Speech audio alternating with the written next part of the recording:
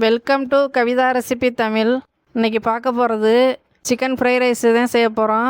அப்படியே ஹோட்டலில் கிடைக்கிற மாதிரி நீங்கள் வீட்டிலையே அப்படியே செய்யலாம். ரொம்ப நல்லாயிருக்கும். இந்த பாசுமதி அரிசியில் தான் நான் செய்ய போகிறேன். எவ்வளவு தேவையோ அதுக்கேற்ற மாதிரி நீங்கள் அரிசியை வேக வச்சு வடிச்சிட்டு நீங்கள் ஃப்ரைட் ரைஸ் பண்ணுறப்ப ரொம்ப நல்லாயிருக்கும். இப்போ நான் பாசுமதி அரிசியை ஒரு 10 நிமிஷம் ஊற வச்சுட்டு இப்போ சுடுதண்ணி காய வச்சு அந்த பாசுமதி அரிசியை அதில் சேர்த்து உப்பு அந்த அரிசியுடைய வாசனை வராமல் இருக்கிறதுக்கு ஒரு பட்டை ஏலக்காய் கூட சேர்த்துக்கோங்க. சேர்த்துட்டு பாதி வேக்காடு முக்கால் வேக்காடு வேகிறப்ப நம்ம ஃபில்ட்ரு பண்ணி எடுத்துக்கலாம். தண்ணியெல்லாம் ஒட்ட வடிச்சிட்டு எடுத்துக்கோங்க.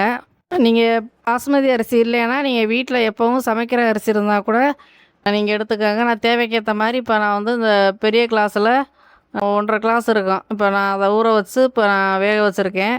இதை வடித்து நல்லா ஆற வச்சு எடுத்துக்கோங்க.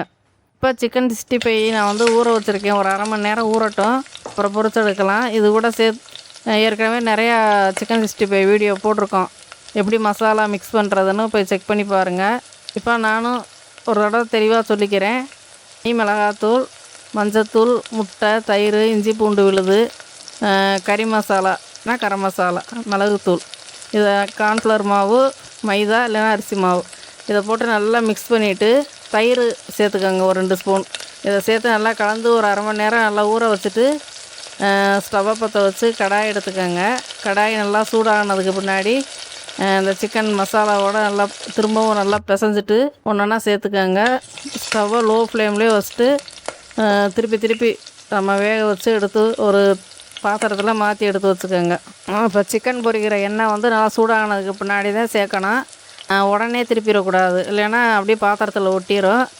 ஒரு 3 நிமிஷம் 4 நிமிஷத்துக்கு பின்னாடி நீங்கள் செக் பண்ணி பார்த்துட்டு திரும்ப அந்த மாதிரி ஸ்டவ்வை கூட்டி குறைச்சி வச்சு நல்லா ஃப்ரை பண்ணிடுங்க. ஃப்ரை பண்ணிவிட்டு நல்லா ஒட்டை வடிச்சிட்டு எண்ணெயை ஒரு பாத்திரத்தில் எல்லா சிக்கனையும் ஒரே மாதிரி பொரித்து எடுத்துக்கலாம்.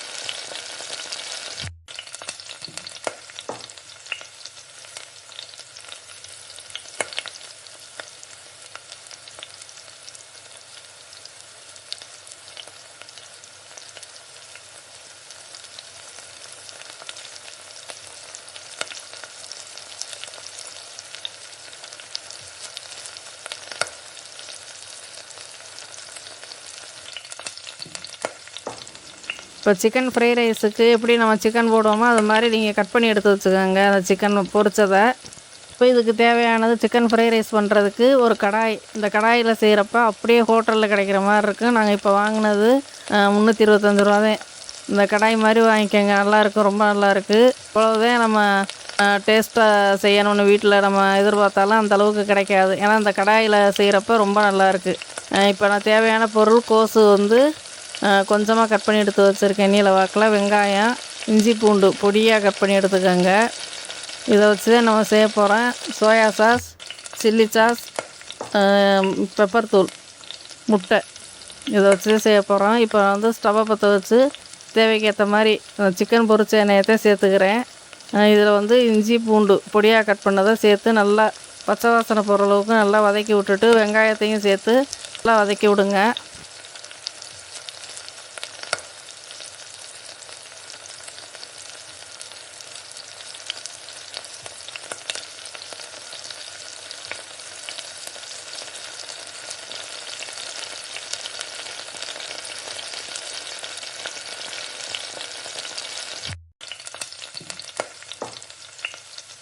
நீல வாக்கில் கட் பண்ணி வச்சுருந்த வெங்காயத்தையும் கொட்டி நல்லா ஃப்ரை பண்ணிக்கோங்க. நல்லா எல்லாமே நல்லா ஃப்ரை ஆகணும், அப்போ தான் நல்லாயிருக்கும். இந்த மாதிரி நல்லா வதக்கி விட்டுட்டு கோஸு கொஞ்சமாக சேர்க்கணும். அதுக்கு முன்னாடி முட்டை சேர்த்துக்கலாம். இப்போ ஒரு 2-3 முட்டை நல்லா கட் பண்ணி அப்படியே சேர்த்து நல்லா கிளறிக்கங்க, ஒட்டாத அளவுக்கு கிளறிக்கங்க.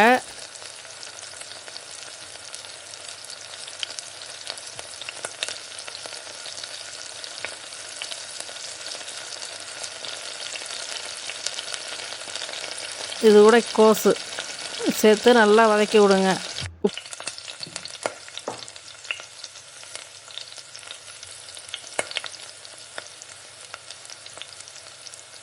உப்பு சேர்த்துக்கோங்க, கொஞ்சமாக உப்பு சேர்த்து நல்லா ஃப்ரை பண்ணுங்க.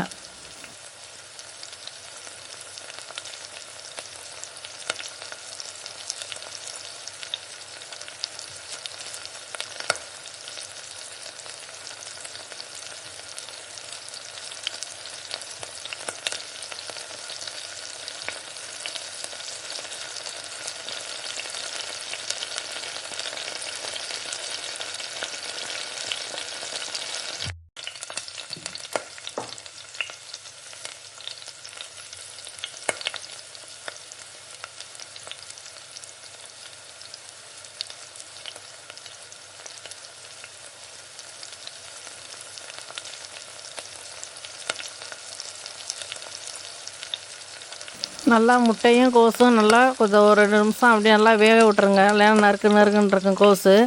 அதுக்கு உப்பு போட்டு நல்லா ஃப்ரை பண்ணுங்கள். நல்லா ஃப்ரை பண்ணிவிட்டு இப்போ சிக்கன் கட் பண்ணி வச்சுக்கோங்க. சிக்கன் வந்து அந்த பீஸெல்லாம் நல்லா தூவி விட்டு இப்போ நம்ம வடித்த சாதம், ஆற வச்ச சாதத்தையும் கொட்டி நல்லா கலந்து விடுங்க. நல்லா கலந்து விட்டு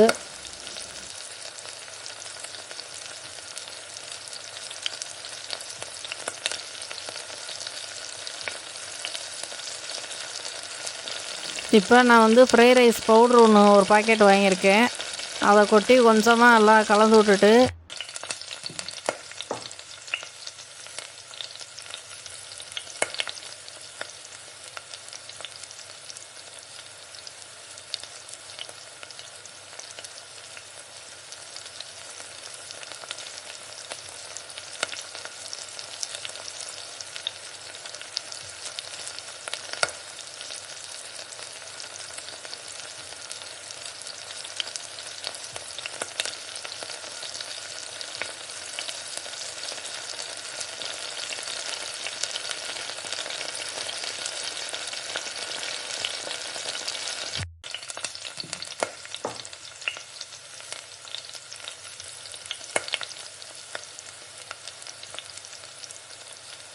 சோயா சாஸ் அது ஊற்றினாதே ரொம்ப டேஸ்ட்டு கிடைக்கும். அது ஒரு 1½ ஸ்பூன் ஊற்றி நல்லா கலந்து விட்டுக்கோங்க.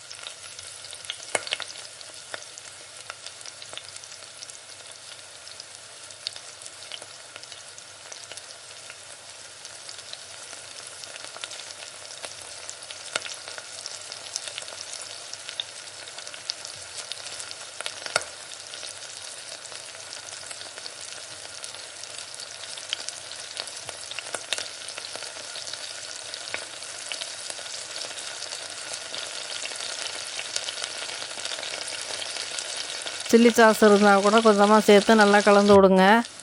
கடைசியாக பெப்பர் தூள் போட்டு ஸ்டவ் ஆஃப் பண்ணிக்கிடலாம். ரொம்ப நல்லாயிருக்கும். பசங்களுக்கு நீங்கள் இந்த மாதிரி செஞ்சு கொடுக்குறப்ப கடையில் வாங்கி சாப்பிட தேவையில்ல. விலையும் அதிகமாக இருக்கும். உடம்புக்கு நல்லது கிடையாது கடையில் வாங்கி சாப்பிட்றது. இந்த மாதிரி ஒரு முறை நீங்கள் கண்டிப்பாக செஞ்சு கொடுத்தீங்கன்னா அடிக்கடி நீங்கள் வீட்டில் தான் செஞ்சு சாப்பிடுவீங்க. அவ்வளோ ருசியாக இருக்கும். இந்த வீடியோ பிடிச்சிருந்தா லைக் பண்ணி ஷேர் பண்ணுங்கள். மறக்காமல் சப்ஸ்கிரைப் பண்ணிடுங்க. கூடவே ஹைப் பண்ணிடுங்க.